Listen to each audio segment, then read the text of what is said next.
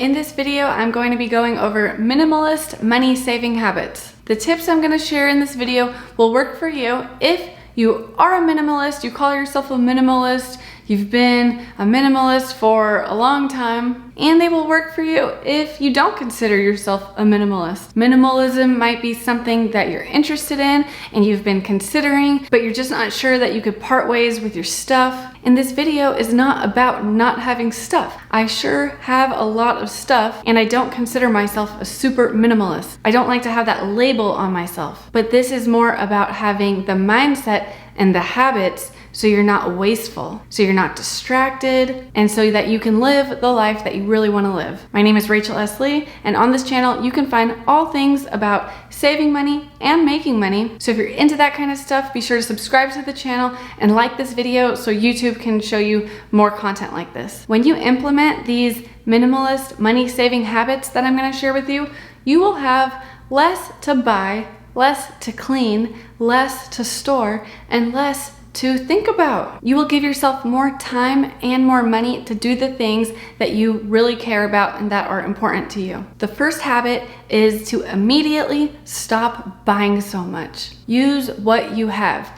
Do you really need more clothes? Do you really need more home decor, more kitchen supplies, more beauty supplies, more toys and games for the kids, more towels and more furniture and more junk? When we buy things, we're really trying to fulfill something that we think is missing in our lives. And when you spend your money, then it's gone. Now, it's not that you can't make more money, but now you're filling your house and your life and your brain with more stuff. And this is more stuff that can distract you.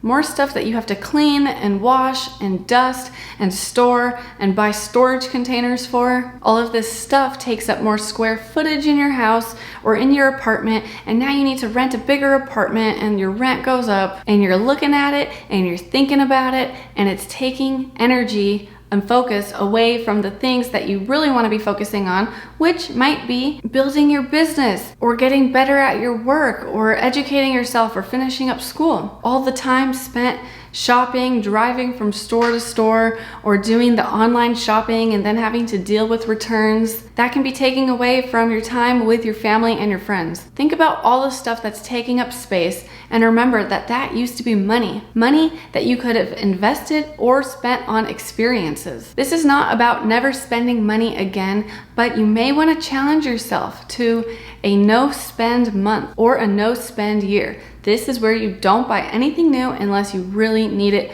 for that set period of time. Use up what you have. Let's say you have an electric tea kettle and you've had it for a year and you kind of want a new one because this one's not so good anymore, but it still works. Use it up until it totally breaks. Another example is I have this ring light right here that I'm filming this video with, and I've had it for many years now, and I noticed some of the light bulbs are flickering. And you know what? Instead of just buying a new one, I'm gonna wait until it flickers even more, and when it's really just not even useful, I don't think I'm gonna buy a new one. I have other lighting here in the house that I can be using. Or just another example, I was at the store with my friend. She did need to buy some new shoes, and I saw a pair of shoes that I liked. I tried them on. They were like $35. But you know what? I really didn't want to part with the $35, and I already have like 60 other pairs of shoes at home that I need to wear out. Things expire too. Beauty products expire. Food expires, cleaning products expire. So use up what you have before replacing it. And you may think, well, it's just a $10 candle, it's just a $10 tube of mascara, I deserve it. But what about all those other candles that you have and all that other makeup and products that are just going to waste, especially food too?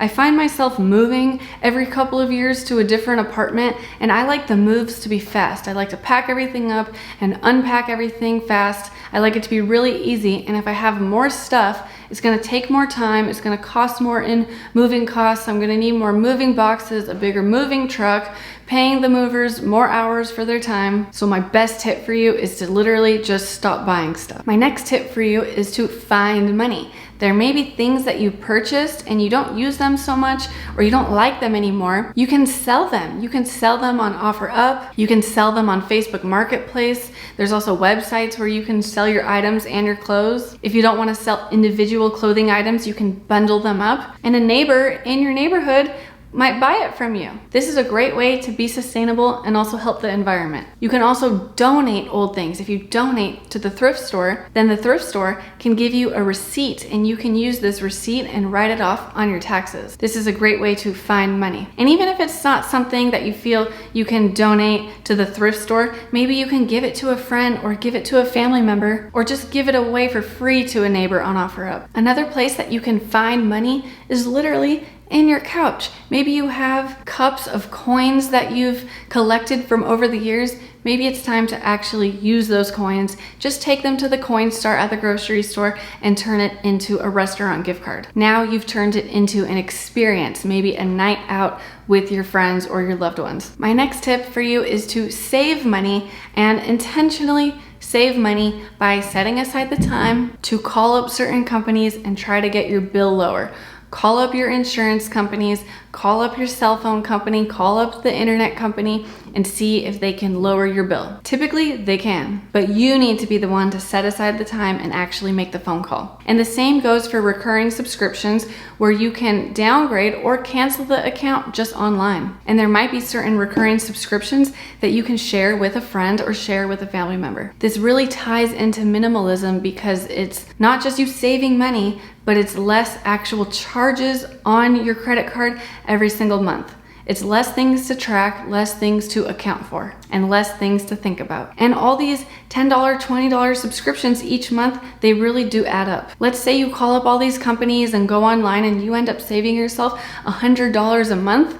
If you don't take that $100 a month and actually set it aside for your retirement or for your savings, you're gonna end up spending it somewhere else. So while you're doing all this, be sure to also go into your online banking or go to your stock account or your retirement account and set up auto investing. This way you're not spending the money every month, but you're investing it each month into something that will grow larger and larger. And my next tip for you is to track your money. Yes, it's very important to be tracking where your money is going and checking your online banking statements often and your credit card statements often. A tool that I like to use is Wave Accounting. So I connect all my credit cards and checking accounts into Wave Accounting, and then I see all the transactions in one feed, and I can categorize them and see, am I overspending in one area? Do I need to cancel something? Do I need to get a refund for something? If you don't look at where your money is going, you're not gonna know where it's going. And as you're doing this, you might feel that you have too many accounts, too many credit cards. You're charging to all these different credit cards.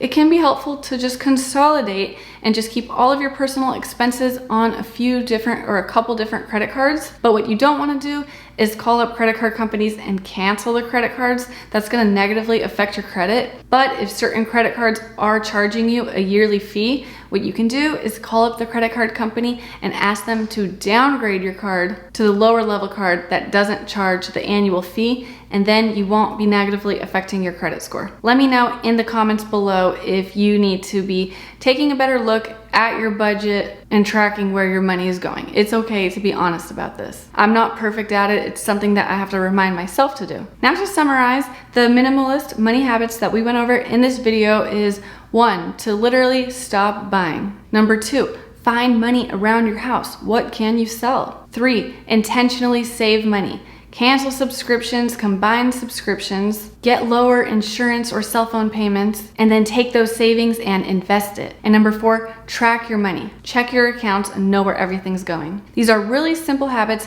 that you can implement starting now. And you don't have to be perfect at it, but it's important not to procrastinate and actually get started. If you learned something in this video or got inspired, then subscribe to the channel because I have a bunch more videos coming for you. I want to thank you for watching, and I'll see you in the next one.